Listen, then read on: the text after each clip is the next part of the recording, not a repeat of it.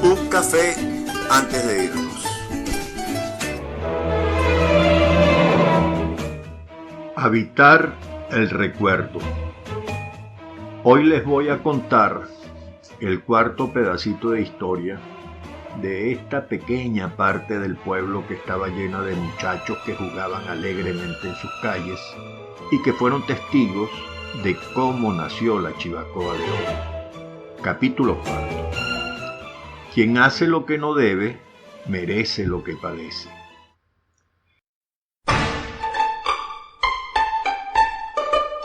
En el capítulo anterior habíamos quedado en que la preocupación de mi mamá crecía cada día más al ver que no mejoraba. Hasta que un día, como pudo, me llevó nuevamente al centro de salud. El médico me revisó la herida, me sacó los puntos, hizo una limpieza superficial y ordenó que me inyectaran antibióticos cada cierto y determinado número de horas. No sé si fue don Juan quien le recomendó a mamá que buscara al practicante para que me hiciera las curas. Desde entonces, casi diariamente, este venía a casa para inyectarme y curar mi herida. Así pasaban los días y luego de una leve y breve mejoría, la herida fue complicándose cada vez más. Eso que no fue tanto, pero sí fue.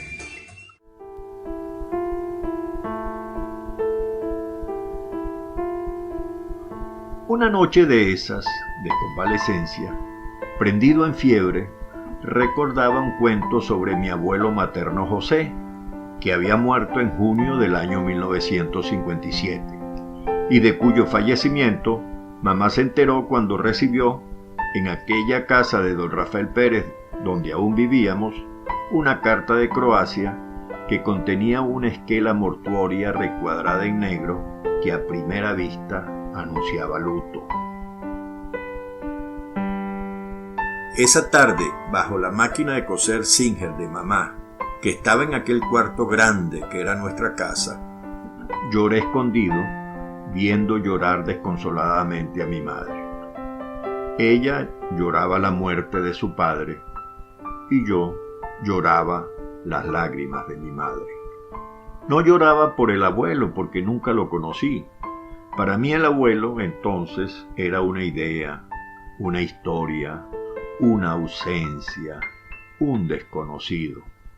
Era solo el papá de mi mamá. Con la llegada en esa carta, junto a la esquela de una foto de él, fue que Miriam y yo le vimos por primera vez el rostro al abuelo José. Esa noche, mientras convalecía en mi lecho de enfermo, recordaba que mamá nos contó que el abuelo, siendo muy joven, casi un niño, había emigrado a los Estados Unidos de América y que allí había sufrido un accidente grave trabajando un domingo de Pascua de Resurrección en la construcción del metro de Chicago, y que hubo una explosión que dejó varios muertos y a mi abuelo muy herido y con la vista casi destrozada.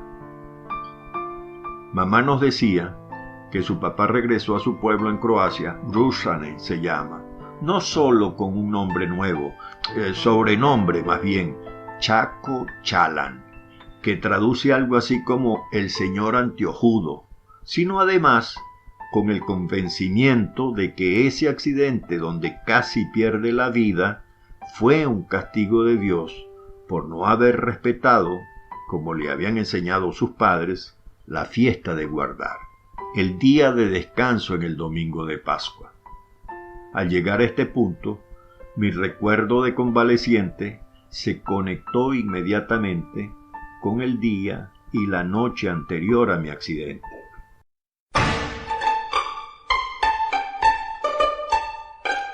Ese día, anterior al accidente, al irme al colegio para la clase de la tarde, me despedí de mamá diciéndole que esa noche iba a ir al cine Diana a ver una película de Totó. Si Dios quiere, complementó con un tierno tono magistral mamá. Y si no también, le repliqué con grosera soberbia adolescente. No, hijo, si Dios quiere. Ya veremos si quiere o no, dije en voz baja, para desahogar mi soberbia sin que ella me oyera, ya caminando por el zaguán en busca de la puerta de salida. Al regresar de clases, después de cenar, con premura me despido de mamá, le doy al voleo un beso y le digo, me voy al cine. Ella, con calma y suavemente, me dijo, no, hijo, tú no vas al cine. Tú te quedas en casa y ni a la calle vas a salir esta noche. ¿Pero por qué? Porque sin encomendarte a Dios, tú no sales esta noche. Traté de replicar y convencerla y explicarle lo importante que era para mí esa película. Pero mamá dijo no y era no. Como me puse grosero nuevamente, me gané el pasaje para ir a la cama muy temprano. Acostado, sin sueño, por la ventana que daba al patio central, contemplé el cielo iluminado. La luna estaba menguando y poco a poco la fiebre me fue borrando la rabia del recuerdo del día anterior. No sé cuánto tiempo había pasado hasta que sentí la mano amorosa de mi madre que acariciaba mi frente. Hablaba con alguien y le decía, tiene mucha fiebre. Entonces, semiconsciente, empiezo a ver en el cielo una negra humareda inmensa que salía desde lo más hondo de la tierra, que para mí era el infierno. Brotaba borbotones y empezaba a levantarse aquí cerquita de donde yo me encontraba, al otro lado,